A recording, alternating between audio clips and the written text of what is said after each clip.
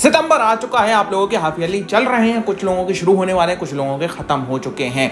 अब आप लोगों के दिमाग में एक सवाल बहुत ज्यादा घूम रहा है कि क्या भैया can I score 98% from now, क्या मैं अभी से पढ़ के अच्छे तरीके से 98% स्कोर कर सकता हूं या नहीं कर सकता हूं।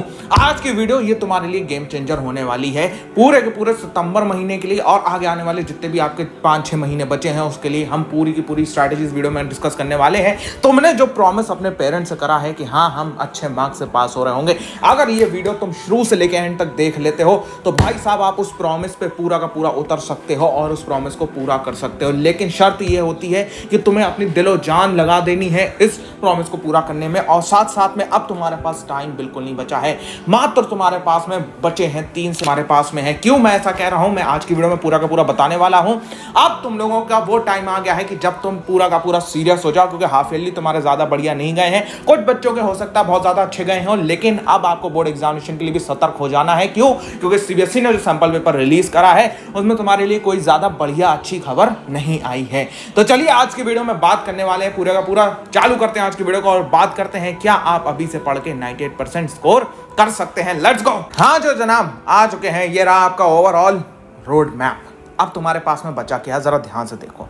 सितंबर टू फरवरी आपके पास में कितने महीने हैं, पहली बात तो ये आपको बहुत ही अच्छी तरीके से अंदाजा होना चाहिए कि भाई साहब आपके पास में कितने महीने बचे हैं। क्योंकि अगर तुम्हें टाइम का ही अंदाजा नहीं होगा तो तुम्हारी पढ़ाई तो बात की बात है, पहले तो टाइम तुम्हें अच्छी तरीके से पता होना चाहिए। देखो तुम्हारा महीना चल रहा है सितंबर महीने के अंदर तुम्हारे पूरे के पूरे महीना हाफ ईयरली खा जाएगा। कुछ बच्चों का आधा महीना खाएगा, कुछ बच्चों का पूरा महीना खाएगा, ठीक है। अब तुम्हारा बचता क्या है, अक्टूबर, नवंबर, दिसंबर, बस ये 3 महीने। क्यों? क्योंकि जनवरी और फरवरी तो तुम्हारे स्कूल पूरा का पूरा प्री बोर्ड में निकाल देंगे कि फाइल सबमिट करो, प्री बोर्ड दो, ये करो, वो करो, रजिस्ट्रेशन करो, एडमिट कार्ड लो, डेट शीट आ गई, ये करना है, वो करना है। स्कूल वाले ये सब चीज़ों में आपका जनवरी और फरवरी का महीना निकाल देंगे।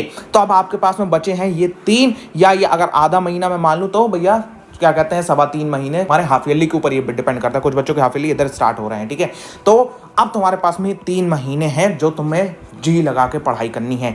अब करना क्या है भैया, देखो तुम लोग जो मेनली प्रॉब्लम अभी के अभी फेस कर रहे हो ना, वो मैं तुम्हें बताता हूं। सबसे पहले तुम्हारे सामने प्रॉब्लम क्या आ रही है, क्या अभी से पढ़ के 98% ला सकते हैं, ये सबसे पहली प्रॉब्लम है। क्या हाफ ईयरली मैटर करता है कि हाफ ईयरली के जो मार्क्स आएंगे, प्री बोर्ड के हमारे जो मार्क्स आएंगे, क्या वो कहीं ना कहीं बोर्ड एग्जामिनेशन में मैटर करता है? हाँ करता है, मैं बताऊंगा। आफ्टर हाफ ईयरली कैसे पढ़ाई करना है भाई, कौन कौन से किस स्टेप से पढ़ाई करना है, स्कूल जाना चाहिए या नहीं जाना चाहिए, कब से नहीं जाना चाहिए, या हमें अब जाना है स्कूल में ज्यादा फोकस करना है, स्कूल की स्टडीज करनी है, सेल्फ स्टडी पे ज्यादा फोकस करना है, हमें अपनी कोचिंग्स पे फोकस करना है, कैसे करके करना है, वो सारी चीजें हम बात करने वाले हैं।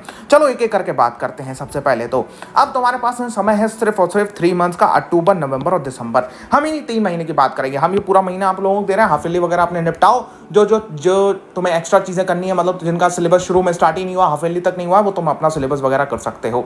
अब तुम्हें भैया 3 मंथ्स की बात करते हैं। सबसे पहली बात अक्टूबर महीना, ठीक है, अगला महीना जो हमारा स्टार्ट होगा। ये सितंबर महीने में तुम्हें करना क्या है, तुम्हारे हाफ ईयरली चल रहा है, हाफ ईयरली का सिलेबस पढ़ो। हाफ ईयरली अगर खत्म हो चुके हैं तो ये अक्टूबर वाली चीज सितंबर में लेके आ जाओ, सिंपल सी बात है, एज सिंपल एज दैट। अक्टूबर वाली चीज उठाकर तुम्हें सितंबर में डाल देनी है, ठीक है। करना क्या है भाई, देखो जरा ध्यान से।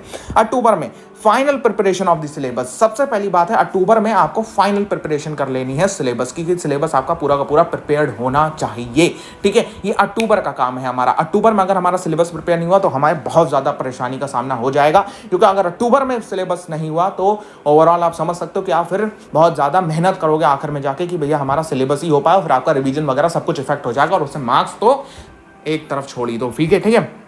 अब हमें करना क्या है अक्टूबर के अंदर जरा देख लो मेरे भाई। सबसे पहली बात तो जो होता है बच्चा पार्टी, कॉन्सेप्ट पे ध्यान देना है और रिमेनिंग सिलेबस को पूरा करना है, ठीक है। Concept is the key. इस बार सीबीएसई के जितने भी सैंपल पेपर तुम उठा के देख लो, साइंस का देख लो, एसएसटी का देख लो, भैया किसी का भी सैंपल पेपर उठा के देख लो, मैथमेटिक्स का देख लो, कैसे क्वेश्चन पूछे जा रहे हैं। Question is based on applied format, ठीक है। अप्लाइड फॉर्मेट में क्वेश्चन आ रहे हैं, अप्लाइड फॉर्मेट है मेन। मतलब तुमसे ये नहीं पूछेगा कि रेजिस्टेंस क्या होता है, तुमसे ये नहीं पूछेगा रियोस्टैट क्या होता है, तुमसे ये नहीं पूछेगा भैया लिबरलिज्म क्या क्या होता है, तुमसे ये नहीं पूछेगा कि गरीबल्दी ने रेड शर्ट मूवमेंट चलाया था तो वो क्या था, तुमसे ये नहीं पूछेगा कि फ्रेंच रेवोल्यूशन द्वारा निकाले गए वो 7 पॉइंट बता दो, तुमसे ये नहीं पूछेगा फेडरलिज्म के 7 पॉइंट्स क्या होते हैं, तुमसे ये नहीं पूछेगा क्या कहते हैं भैया पावर शेयरिंग में हॉरिजॉन्टल और वर्टिकल के फायदे क्या हैं, तुमसे ये नहीं पूछेगा prudential reasons of power sharing क्या है, तुमसे ये नहीं पूछेगा भैया moral reasons of power sharing क्या है, तुमसे ये नहीं पूछेगा कि बेल्जियम में क्या कहते हैं अकोमोडेशन कैसे लाया गया, तुमसे एक केस देगा तुम्हें उसके ऊपर सवाल पूछ लेगा। ना मानो मेरी बात तो एसएसटी का सैंपल पेपर अपनी सीबीएसई वेबसाइट से डाउनलोड करके देख लो, ठीक है, साइंस का पेपर उठा के देख लो। तुमसे ये नहीं पूछेगा क्या कहते हैं भैया केमिकल रिएक्शन में डबल डिस्प्लेसमेंट रिएक्शन किस तरीके से होती है, उसका एग्जांपल लिख दो, उसकी क्या कहते हैं डेफिनेशन लिख दो। तुमसे ये नहीं पूछ रहा कि AgBr AgCl की रिएक्शन कैसे हो रही है, उसकी रिएक्शन लिखो, उसका एक एग्जांपल लिख दो, वो कहां कहां काम में आती है। तुमसे बल्कि ये पूछेगा कि भैया फोटोग्राफी खींचने में कहां पे किस कौन सी रिएक्शन का काम है। तो इस तरीके से अप्लाइड फॉर्मेट में क्वेश्चन तुमसे पूछे जाएंगे। अब ये जो चीजें हैं ये अप्लाइड क्वेश्चन कहां से होंगे, ये भैया कॉन्सेप्ट से होने वाले हैं। अब कॉन्सेप्ट हमें कैसे करके प्रिपेयर करना है, देखो भैया सबसे पहली बात एनसीईआरटी बहुत अच्छी बुक है, लेकिन एनसीईआरटी आपकी बनी है एक हार्डकोर लैंग्वेज से, ठीक है। हार्डकोर लैंग्वेज सिर्फ 2 बुकें हमारी हार्डकोर लैंग्वेज से बनी हुई हैं, दैट इज आपकी साइंस एंड एसएसटी, जो कि एनसीईआरटी बहुत ज़्यादा एकदम बढ़िया तरीके से लिखी है, ठीक है। हम टीचर्स के लिए बढ़िया है, हम भैया दीदियों के लिए बढ़िया है, लेकिन तुम्हारे लिए अभी बढ़िया नहीं है क्योंकि तुम्हारे पास टाइम नहीं है एनसीईआरटी को पढ़ने का। शुरू से तुम पढ़ रहे थे बहुत बढ़िया था, लेकिन अगर तुमने नहीं पढ़ी है तो तुम्हें जो होता है एनसीईआरटी नहीं इस्तेमाल करना है, क्या कहते हैं साइंस एसएसटी के लिए। तो मैं क्या इस्तेमाल करना वो मैं बता दूंगा, लेकिन सबसे पहली बात तो मैथ इंग्लिश और हिंदी के लिए प्लीज प्लीज सिर्फ एनसीईआरटी पे स्टिक रहो, बहुत बहुत तुम्हारे लिए काम करेगा। सिर्फ मैथमेटिक्स एनसीईआरटी से हो सकता है, ये कोई भी टीचर हो कि हाँ तुम्हारा मैथमेटिक्स एनसीईआरटी से नहीं होगा, डेफिनेटली तुम्हारा मैथमेटिक्स एनसीईआरटी से ही होगा। मैं तुम्हें बताऊंगा कि बेसिक वाले हो या स्टैंडर्ड वाले कैसे करके करना है। लेकिन अगर तुम साइंस एंड एसएसटी की बात करो तो तुम नोट्स इस्तेमाल कर सकते हो। तुम्हें अगर तुम्हारे अपने बने हुए कोई नोट्स है कोचिंग वगैरह के तो वो इस्तेमाल करो, नहीं बनाए हैं तो प्लीज प्लीज ये वाले नोट्स इस्तेमाल करो। जैसे कि मैं for example chapter manufacturing industries के नोट्स दिखा रहा हूं, same for science and SST दोनों के लिए हैं। देखो यहां पे हमने क्या करा है, हमने पूरी एनसीईआरटी को पॉइंट्स के अंदर तोड़ दिया है, सारी की सारी चीजें आपकी पॉइंट वाइज लिखी हैं, तो तुम इसे पढ़ोगे। इसे पढ़ने का एक फायदा होगा कि मैं जब आपका थोड़े दिनों बाद में आपका अक्टूबर नवंबर के टाइम में मैं आपके मैराथन्स डाल रहा हूँ, जिसमें हम लोग कंप्लीट सिलेबस एक एक वीडियो के अंदर पूरा चैप्टर जो इस तरीके से हम लोग कर रहे होंगे, ठीक है। हिस्ट्री मान लो पूरी एक वीडियो के अंदर, तो इस तरीके से तो उसमें तुम्हें डबल फायदा हो जाएगा कि तुम अगर ये नोट से पढ़े हुए हो तो तुम जो होता है वो दोबारा से मेरी वीडियो से रिवाइज कर सकते हो, या अगर तुम ये नोट से नहीं करना चाहते हो तो तुम सिंपल बात है अपने जो खुद के बनाए हुए नोट्स हैं वो तुम कर सकते हो। अगर अब तुमने अपने नोट्स नहीं बनाए तो तुम सिंपल बात ये नोट्स डाउनलोड करो, प्रिंट आउट निकलवा लो, इसका ब्लैक एंड व्हाइट पेज में डबल पेज में देख रहे हो, बहुत कम पेजेस में हमने चैप्टर को प्रोवाइड करा। ये कुछ नोट्स हैं आपके आना रह गए हैं, बाकी सारे नोट्स मैं प्रोवाइड कर चुका हूँ। ये बहुत ही कम पेजेस में हमने चैप्टर को प्रोवाइड करा, ओनली एंड ओनली इंपॉर्टेंट चीजें हमने इसमें उठाई है। देख रहे हो जैसे जेंडर रिलीजन कास्ट, ये देख रहे हो कितना मुश्किल सा चैप्टर है, लेकिन हमें बहुत आसान तरीके से इसको कराया। इसको लेने के लिए आपको चैनल के ऊपर आ जाना है भैया। अगर आप पढ़ाई के प्रयास पे देख रहे हो दोनों पे सेम ही चीजें हैं, ठीक है। आपको होम पे आ जाना है भैया, होम पे थोड़ा सा स्क्रॉल करोगे, best SST notes for class 10 2025 board examination, इसमें सारे नोट्स हैं। इसमें 1-2 चीजें आपकी अभी नहीं आई हैं, वो बहुत जल्दी आपको यहाँ पे प्रोवाइडेड मिल जाएंगी, ठीक है। थोड़ा सा नीचे स्क्रॉल करोगे, best science notes for your 2025 board examination, science का ऑलमोस्ट हमने सारे के सारे नोट्स कंप्लीट कर दिए हैं, सिर्फ ह्यूमन आई वगैरह के हैं वो मैं लास्ट में आपको दे दूंगा, डोंट वरी अबाउट इट, ठीक है। तो यहाँ पे सारी चीजें आपको नोट से करनी है, एनसीईआरटी को फॉलो नहीं करना है साइंस एसएसटी के लिए। प्लीज मेरी बात मानो, क्योंकि अगर आप एनसीईआरटी को फॉलो करते हो, NCERT is a very difficult language book, ठीक है। साइंस एसएसटी के लिए, इंग्लिश हिंदी के लिए नहीं, इंग्लिश हिंदी के लिए एनसीईआरटी काफी है, ठीक है। अब तुम्हें ये हो गया, अब तुम क्या करोगे भैया, मैथमेटिक्स बेसिक वाले, मैथमेटिक्स स्टैंडर्ड वालों की बात अलग करते हैं। देखो भैया जो बेसिक मैथमेटिक्स वाले हैं वो क्या कर रहे होंगे, वो एनसीईआरटी प्लस में सैंपल क्वेश्चन पेपर कोई एक सी बुक उठा लेना, मैं बता दूंगा या तो तुम्हें कि कौन से सैंपल क्वेश्चन पेपर की बुक करनी है तो वो तुम कर सकते हो, ठीक है। मैं मतलब अपने आप से रिसर्च वगैरह कर लूंगा कि भैया कौन सी बुक तुम्हारे लिए बेस्ट है, मैं तुम्हारी सारी बुकें लाके उसका एक ऑनेस्ट रिव्यू बना दूंगा, ठीक है। तो उसको तुम उठा सकते हो, या तो जो होता है तुम अपने हिसाब से कोई भी सैंपल क्वेश्चन पेपर उठा लेना।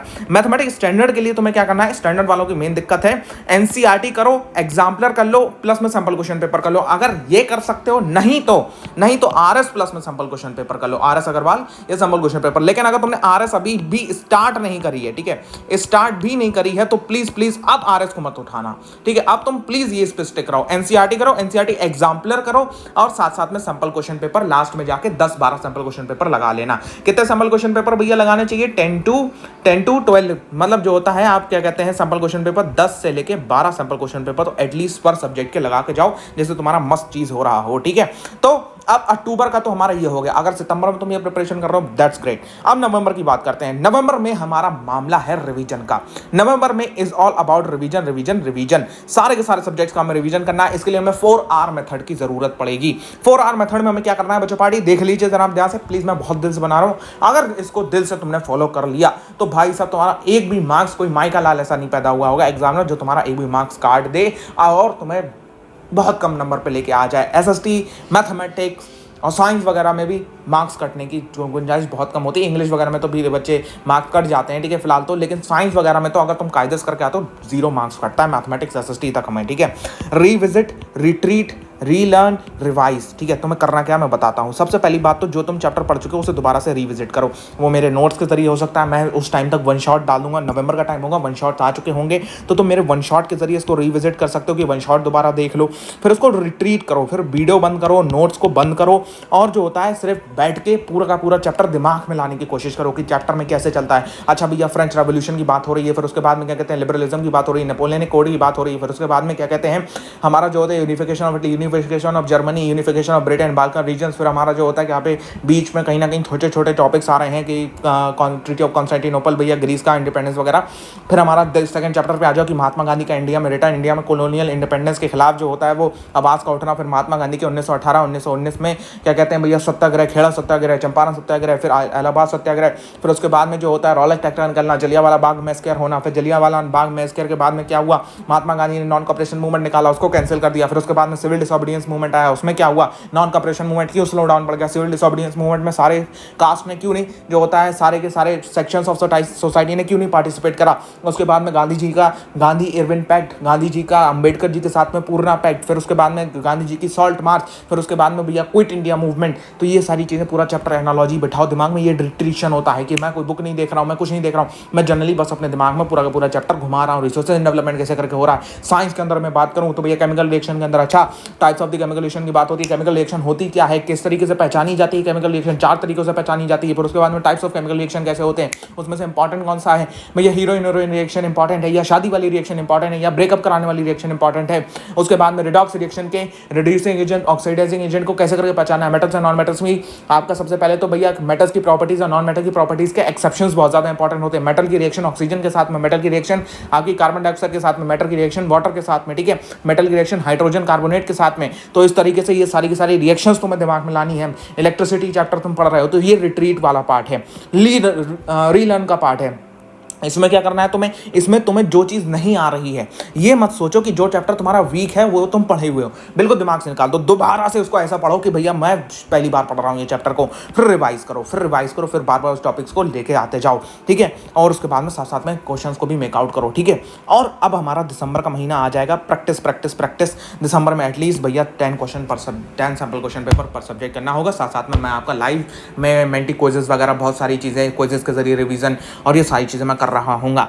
अगर भाई साहब आप इतना कर ले गए, ठीक है, इतना आप कर ले गए नोट्स के साथ में, सब कुछ के साथ में, तो कोई भी नहीं रोक सकता है कि आप अच्छे मार्क्स ना ला रहे हो। और ये चीज़ आपने कही है, किसी और ने नहीं कही थी, किसी और ने नहीं चाही थी कि तुम्हें अपने रिश्तेदारों को दिखाना है, अपने फ्रेंड्स को दिखाना है कि तुम कर सकते हो, अपने पेरेंट्स को दिखाना है कि तुम अच्छे मार्क्स ला सकते हो, तो यू विल डू इट। किसी और ने नहीं कही, ना मैंने कही है, तुमने कही है, तो तुम्हें करना पड़ेगा, ठीक है। नहीं तो फिर तुम क्या कहलाए जाओगे भैया, प्रॉमिस नहीं पूरा करने वाले। तो तुम वो बनना चाहते हो, अगर तुम वो बनना चाहते हो तो भैया मत पढ़ाई करो, अगर नहीं बनना चाहते हो तो प्लीज़ पढ़ाई करना चालू करो, ठीक है। और ज़्यादा से ज़्यादा चीज़ें मैं तुम्हें ये बताना चाहूँगा कि सैम्पल क्वेश्चन पेपर अब तुम्हारे जो हिसाब से रिलीज़ हुए हैं उस हिसाब से पेपर बड़ा ही मज़ेदार आने वाला है, तो तुम्हें उसी हिसाब से प्रिपरेशन करनी है, ठीक है। हाँ, एक और चीज़ है, तुम्हारा ये वाला डाउट रह गया है कि भैया जो होता है स्कूल जाना चाहिए या नहीं जाना चाहिए। स्कूल तुम्हें अभी जाना है, एटलीस्ट तुम्हें नवंबर दिसंबर तक स्कूल जाना है, ठीक है। दिसंबर के बाद में जब तुम्हारा प्री बोर्ड स्टार्ट हो जाए, प्री बोर्ड की डेट शीट आ जाए, तब स्कूल जाना छोड़ देना, क्योंकि तब तुम्हारा जो होता है वो मेन आपका प्रिपरेशन का टाइम होता है, सेल्फ स्टडी का टाइम होता है, ठीक है। तब तुम्हें स्कूल को छोड़ देना है, ठीक है। अभी नवंबर लास्ट तक या दिसंबर के फर्स्ट सेकंड वीक तक जाते रहो स्कूल, उसके बाद में तुम्हें स्कूल को छोड़ना है। हमने ये साला आपका एड्रेस कर दिया कि अभी से पढ़ के 90% ला सकते हैं, बिल्कुल ला सकते हैं, ठीक है। क्या हाफ ईयरली मैटर करता है? नहीं, हाफ ईयरली मैटर नहीं करता, बल्कि प्री बोर्ड मैटर करता है। वो 20% मार्क्स के लिए 80 में से जो 20 नंबर आपको मिलेंगे वो प्री बोर्ड से मिलेंगे, ठीक है। अगर आपका प्री बोर्ड अच्छा जाता है, 80 में से जो 20 मार्क्स हैं वो आपको वहां से मिल जाएंगे। आफ्टर हाफ ईयरली पढ़ाई कैसे करनी है मैंने पूरा का पूरा बता दिया। और स्कूल जाना नहीं जाना चाहिए ये भी मैंने बता दिया, कब से नहीं जाना चाहिए। ठीक है, आपको मैनेज करना है, स्कूल जाओ, अपने ज़्यादा जो होता है टाइम स्कूल में ये सोचो कि भैया मैं ज़्यादा से ज़्यादा चीज़ें रिट्रीट कर रहा हूँ, ज़्यादा से ज़्यादा सिलेबस कंप्लीट कर रहा हूँ। अगर तुम्हारा सिलेबस कंप्लीट नहीं है भैया, डू वन थिंग कि क्या कहते हैं, हफ्ते में 5 दिन स्कूल जाओ, 2 दिन की छुट्टी मारो, सैटरडे संडे की छुट्टी मार दो। ठीक है, इस तरीके से मंडे को से स्कूल जाओ, मंडे से फ्राइडे तक स्कूल जाओ। अगर तुम्हें सिलेबस कंप्लीट करना है, रिवीजन पर ज़्यादा ध्यान देना है तो you can do that also. ठीक है, अब तुम्हें पूरा का पूरा जी लगा देना है और इन दी कमेंट सेक्शन आ जाओ भाई, किस किसने प्रॉमिस करा है। मेरा कमेंट है, जाओ देखते हैं उस पर कितने लोग रिप्लाई करते हैं कि अपनी पेरेंट्स से किसने सच्चा वाला प्रॉमिस करा है। और जिसने भी सच्चा वाला प्रॉमिस करा है वो उस पर रिप्लाई जरूर करेगा। ठीक है, तो मिलते हैं आपसे नेक्स्ट वीडियो के ऊपर। प्लीज इस वीडियो को एक लाइक जरूर करिए अगर ये वीडियो अच्छी लग रही है। चैनल पर सब्सक्राइब कर लो भाई, तुम्हारे लिए बहुत ही तबाही कंटेंट आ रहा है। तो मिलते हैं तुमसे नेक्स्ट वीडियो के ऊपर, तब तक ले गुड बाय।